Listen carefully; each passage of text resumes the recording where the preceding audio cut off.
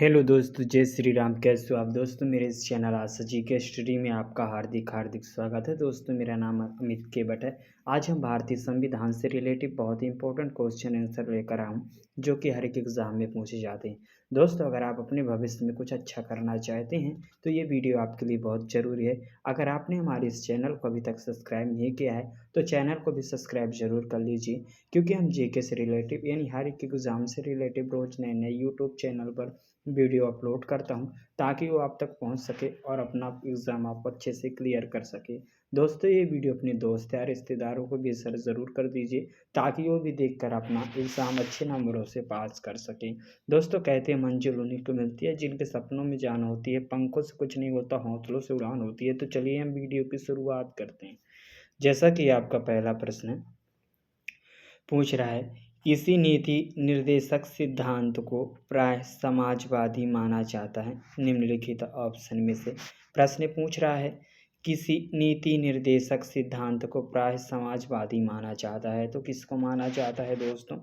इसका right answer हो जाएगा ग्राम पंचायतों की स्थापना को। क्या माना जाता है? ग्राम पंचायतों की स्थापना को। किसी नीति निर्देशक सिद्धांत को प्राय समाजवादी माना जाता है, तो वह ग्राम पंचायतों की स्थापना को। पहले प्रश्न का राइट आंसर आपका हो जाएगा ए दोस्तों, ठीक है, ये हो जाएगा राइट आंसर। अब चलते हैं हम अपने नेक्स्ट क्वेश्चन की ओर। दूसरा प्रश्न क्या पूछ रहा है? दूसरे प्रश्न की ओर चला हूँ। दूसरा प्रश्न दोस्तों पूछ रहा है आपका, निम्नलिखित में से कौन सा एक भारत के संविधान में यथा प्रतिष्ठापित राज्य की नीति के निर्देश तत्व का भाग नहीं है? इंपॉर्टेंट प्रश्न है दोस्तों, वीडियो को दिल से लाइक कर देना अगर वीडियो अच्छी लग रही है, क्योंकि बहुत मेहनत लगती है वीडियो बनाने में। प्रश्न पूछ रहा है, निम्नलिखित में से कौन सा एक भारत के संविधान में यथा प्रतिष्ठापित राज्य की नीति के निर्देशक तत्व भाग नहीं है? तो दोस्तों, दूसरे प्रश्न का जो राइट आंसर वो हो जाएगा आपका स्वाभिविधि। स्वाभिविधि यानी पर्सनल लॉ का संरक्षण। स्वाभिविधि पर्सनल लॉ का संरक्षण दोस्तों, ठीक है।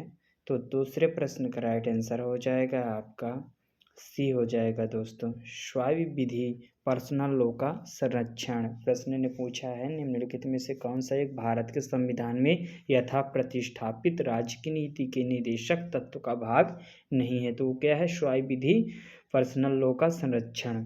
अब चलते हैं अपने नेक्स्ट क्वेश्चन की ओर। तीसरा प्रश्न क्या पूछ रहा है दोस्तों? तीसरा प्रश्न आपका पूछ रहा है, निम्नलिखित में से कौन सा मौलिक कर्तव्य नहीं है? निम्नलिखित ऑप्शन में से प्रश्न पूछ रहा है, निम्नलिखित में से कौन सा मौलिक कर्तव्य नहीं है? तो दोस्तों, कौन सा नहीं? राष्ट्रीय उद्यमों का संरक्षण करना। राष्ट्रीय उद्यमों का संरक्षण करना मौलिक कर्तव्य नहीं है।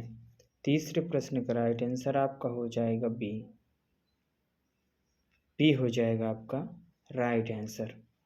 अब चलते हैं अपने चौथे प्रश्न की ओर दोस्तों। चौथा प्रश्न क्या पूछ रहा है? चौथा प्रश्न दोस्तों पूछ रहा है,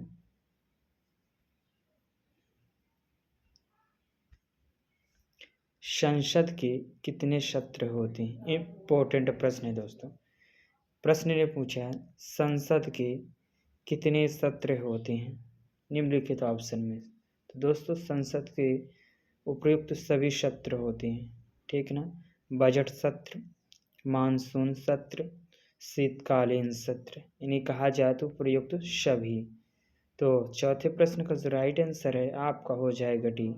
दोस्तों, आप इस वीडियो के किसी भी प्रश्न का आंसर अगर आप पहले से जान चाहते हैं तो हमारी इसी वीडियो के कमेंट में हमें ज़रूर बताना, ताकि हमें भी पता चल सके कि आप कितनी पढ़ाई करते हैं और आप कौन सी क्लास में हैं। मुझे कमेंट में ज़रूर बताना, और कौन सी नौकरी की तैयारी कर रहे हैं ये भी बताना, ताकि हम उस हिसाब से वीडियो आपके पास बनाकर पेश कर सकूं। दोस्तों, वीडियो को बिल्कुल ध्यान से देखना, क्योंकि ये कोई फिल्म या म्यूजिक की वीडियो नहीं है जिससे आप देखने के बाद इसका कोई मतलब नहीं। दोस्तों, आपको एग्ज़ाम देना, अपने माता पिता का नाम रोशन करना है, तो आपको वीडियो बिल्कुल ध्यान से देखना पड़ेगा और पूरी वीडियो देखना पड़ेगा, ताकि जब आप एग्ज़ाम देने के लिए बैठें तो आपके सारे प्रश्नों का उत्तर आपसे आ जाए, ताकि आप अच्छे नंबरों से पास होकर अपने माता-पिता का सर गर्व से ऊँचा कर सकें। दोस्तों चलिए हम अगले प्रश्न की ओर चल रहा हूँ।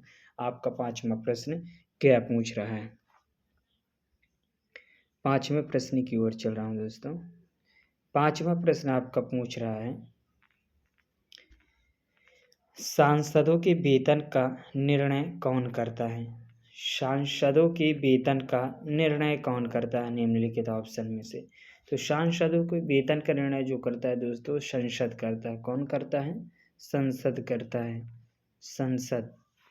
तो 5वें प्रश्न का राइट आंसर आपका हो जाएगा ये। क्या हो जाएगा? ये हो जाएगा। सांसदों के वेतन का निर्णय कौन करता है? संसद करता है। अब चलते हैं अपने नेक्स्ट क्वेश्चन की ओर। 66वां प्रश्न क्या पूछ रहा है दोस्तों? 66वें प्रश्न की ओर चल रहा हूँ। 66वां प्रश्न पूछ रहा है दोस्तों आपका, निम्न में से कौन सी आहारता होनी चाहिए? इम्पोर्टेंट प्रश्न है। प्रश्न पूछ रहा है, निम्न में से कौन सी आहारता होनी चाहिए निम्नलिखित ऑप्शन में से? तो कौन सी आहारता होनी चाहिए दोस्तों? उपयुक्त सभी आहारता होनी चाहिए। क्या कह रहा है? पहला आपका, वह किसी एक या अधिक उच्च न्यायालयों में लगातार कम से कम 5 वर्ष तक न्यायाधीश के रूप में कार्य कर चुका हो। दूसरी बात, वह किसी एक या अधिक उच्च न्यायालयों में लगातार 10 वर्षों तक अधिवक्ता रहा हो। तीसरी बात, वह एक पारंगत विधिवेत्ता हो। मतलब प्रश्न ने पूछा है निम्न में से कौन सी हारता होनी चाहिए, तो ये तीनों हारता होनी चाहिए। आपका राइट आंसर हो जाएगा डी, उपयुक्त सभी हारता होनी चाहिए। ठीक है दोस्तों, तो 66वें प्रश्न का जो राइट आंसर वो आपका हो जाएगा डी। डी हो जाएगा आपका राइट आंसर डी। ठीक है दोस्तों, अब चलते हम अपने नेक्स्ट क्वेश्चन की ओर। 7वां प्रश्न क्या पूछ रहा है दोस्तों? 7वां प्रश्न दोस्तों आपका पूछ रहा है, दोस्तों वीडियो को बिल्कुल ध्यान से देखना, वीडियो को दिल से लाइक कर देना, क्योंकि बहुत मेहनत लगती है वीडियो बनाने में। प्रश्न पूछ रहा है, सर्वोच्च न्यायालय के न्यायिक काम काज के लिए किस भाषा का प्रयोग किया जाता है? सर्वोच्च न्यायालय के न्यायिक काम काज के लिए किस भाषा का प्रयोग किया जाता है? तो दोस्तों किस भाषा का प्रयोग किया जाता है? 7वें प्रश्न का राइट आंसर आपका हो जाएगा अंग्रेजी। अंग्रेजी भाषा का उपयोग किया जाता है। ठीक है, 7वें प्रश्न का राइट आंसर आपका हो जाएगा भी। प्रश्न पूछा, सर्वोच्च न्यायालय के न्यायिक काम काज के लिए किस भाषा का प्रयोग किया जाता है? तो अंग्रेजी का उपयोग किया जाता है। ठीक है दोस्तों, अब चलते हैं अपने 8वें प्रश्न की ओर। 8वां प्रश्न क्या पूछ रहा है? 8वां प्रश्न दोस्तों पूछ रहा है आपका, निम्नलिखित में से किस मुकदमे में भारतीय सर्वोच्च न्यायालय ने सर्वप्रथम संविधान के मौलिक लक्षण का सिद्धांत प्रतिपादित किया?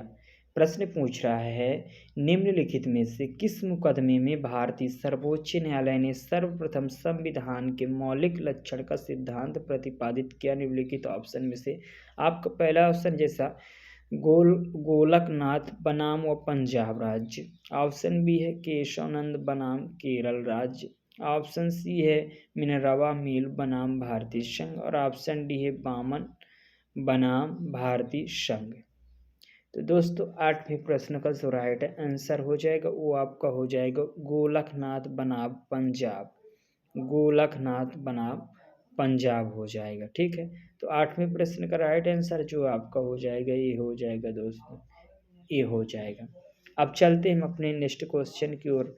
9वां प्रश्न क्या पूछ रहा है दोस्तों? 9वें प्रश्न की ओर चल रहा हूँ।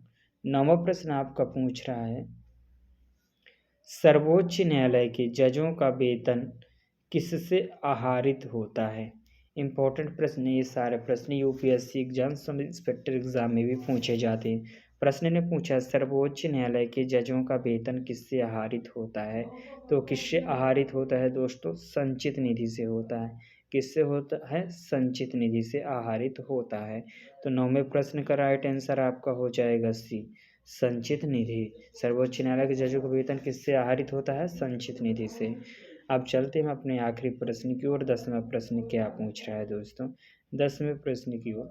10वां प्रश्न आपका पूछ रहा है, लक्षद्वीप संघ शासित प्रदेश किस उच्च न्यायालय के क्षेत्राधिकार के अंतर्गत आता है? इम्पोर्टेंट प्रश्न पूछा है। लक्षद्वीप संघ शासित प्रदेश किस उच्च न्यायालय के क्षेत्राधिकार के अंतर्गत आता है? आपके ऑप्शन है, ऑप्शन ए मद्रास उच्च न्यायालय, ऑप्शन बी बम्बई उच्च न्यायालय, ऑप्शन सी कलकत्ता उच्च न्यायालय और ऑप्शन डी है केरल उच्च न्यायालय। तो दोस्तों 10वें प्रश्न का जो राइट आंसर हो वो हो जाएगा आपका केरल उच्च न्यायालय। केरल उच्च न्यायालय। क्या प्रश्न, लक्षद्वीप संघ शासित प्रदेश किस उच्च न्यायालय के क्षेत्राधिकार के अंतर्गत आता है? केरल उच्च न्यायालय के अंतर्गत। तो 10वें प्रश्न का राइट आंसर आपका डी हो जाएगा। ठीक है दोस्तों, डी हो जाएगा राइट आंसर। दोस्तों आपने हमारी इस वीडियो को यहाँ तक देखा, आपका दिल से धन्यवाद करता हूँ। दोस्तों अगर आप किसी भी प्रश्न के आंसर पहले से जान गए हैं तो हमारी इस वीडियो को कमेंट में ज़रूर बताना। अगर नहीं भी जाने तो कोई बात नहीं, आप कौन सी क्लास में पढ़ रहे हैं ये ज़रूर बताना और कौन सी नौकरी की तैयारी करना ये ज़रूर बताना, ताकि हम आपके पास बहुत इम्पोर्टेंट प्रश्न उत्तर से बनाकर वीडियो आपके पास पेश कर सकूं। दोस्तों ये वीडियो अपने दोस्त या रिश्तेदारों को भी शेयर ज़रूर कर देना, ताकि वो भी पढ़कर अपनी सफलता से एग्ज़ाम को क्रैश कर सकें। दोस्तों आशा करता हूँ कि आप समझ गए होंगे। चलिए इस वीडियो में आपके लिए इतना ही है, अगली वीडियो पर मिलता हूँ। जय हिंद, तब तक के लिए जय श्री राम, भारत माता की जय दोस्तों।